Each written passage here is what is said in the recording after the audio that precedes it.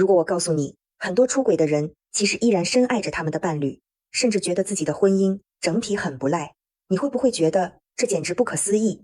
大家好，我是 Sophia， 今天我們要聊一個很多人不敢面對卻無比真實的話題——婚外情。很多人以為出軌一定是因為婚姻不幸，伴侶無法滿足需求或者道德敗壞，但世界知名關係治療師埃斯特·佩瑞爾《第三者的誕生》的作者，在他的研究中卻給了一個完全不同的震撼視角。他說，我們去外面往往不是為了找另一個人，而是為了找另一個自己。這句話是不是讓你心頭一震？為什麼日子過得越正確、越安全的人，反而越容易迷失？今天這集，我們不談道德審判，只聊兩性深層的心理真相。更重要的是，在婚姻和家庭裡，我們如何盡可能降低這樣的風險。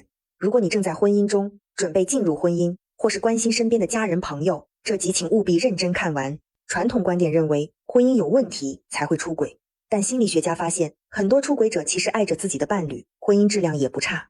他們出軌的深層原因，往往是對自我的渴望。當一個人的人生劇本長期按照社會期待在跑，好員工、好伴侶、好父母，日子過得越來越正確，卻也越來越安全，越来越無感。他們渴望的不是離開身邊的人，而是想離開自己已經變成的那個人。他们想重新感覺自己被渴望、被崇拜，有活力、有冒險感，甚至重新感覺自己是性感的。特別是以下這3個時刻最容易發生危機：中年轉型期，孩子漸漸長大了，人生好像進入了自動駕駛模式，找不到自我的價值；長期過度奉獻，把所有精力都給了家庭和工作，徹底忘記了自己是誰。婚姻過於穩定，所有的激情都被日復一日的柴米油鹽消磨殆盡。現代婚姻最大的悖論就在於，我們要求同一個人既要給我們家一般的安全感，又要給我們初戀般的刺激感，但這2件事本來就是相悖的。安全感追求的是穩定，而激情渴望的是未知。理解原因，不是為了給出軌找借口，而是為了更好地守護彼此。雖然沒有任何一段婚姻能保證100%不出軌，但我們絕對可以讓關係更有韌性。以下是5個非常實用的方法。1. 保持好奇心，拒絕公式化對話。我們每天下班回家，是不是只剩下今天吃什麼、小孩聯絡簿簽了沒這類公式化的對話？不要以為我很了解你就停止了問問題，試着把話題從家庭事務轉回對方本身。每隔一段時間倒杯茶，問問對方，最近你最想做、最期待的事是什麼？你覺得自己現在活得像自己嗎？在我們的關係裡，什麼細節會讓你覺得最被愛？把好奇心帶回婚姻，像剛交往時那樣，重新去探索眼前的這個人。2. 保留獨立的自我空間。婚姻中最危險的不是不夠親密，而是完全失去自己。請你們2人都保留自己的興趣、獨立的朋友圈和個人成長的時間。健康的關係應該是，我們是彼此最溫暖的港灣，但不是對方世界裡唯一的存在。3. 把婚外情的想象力帶回家。激情是不會自動維持的，它需要刻意經營。心理學家建議，把婚外情裡那1/10的想象力帶回你們的婚姻裡，定期單獨約會，像情侶一樣盛裝出門，創造生活的小冒險，一起去周末旅行，一起學一件新東西，勇敢討論彼此的需求與幻想，不要覺得害羞。日常生活中多一點擁抱、讚美與眼神交流，讓對方感覺到自己依然迷人，依然被渴望。4.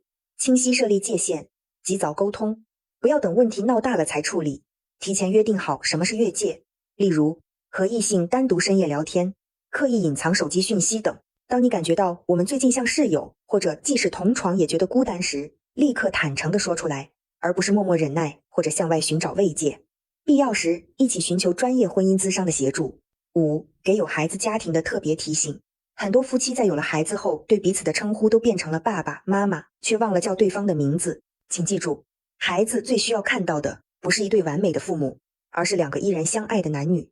別讓父母這個偉大的角色完全取代了你們夫妻的身份。婚姻是一場長跑，偶爾會累，會迷茫，會想逃，但逃向外面之前，請先試着往內看，看清自己，也看清身邊這個人。出軌的傷痛真的很深，但如果雙方能誠實面對內心，好好修復，這場危機也可能成為關係浴火重生的契機，讓未來的你們變得比以前更好。今天想留給大家一個行動作業，這周末找一個安靜的晚上，和你的另一半聊聊這個話題，我們如何讓彼此在婚姻裡依然能活出最有活力的自己。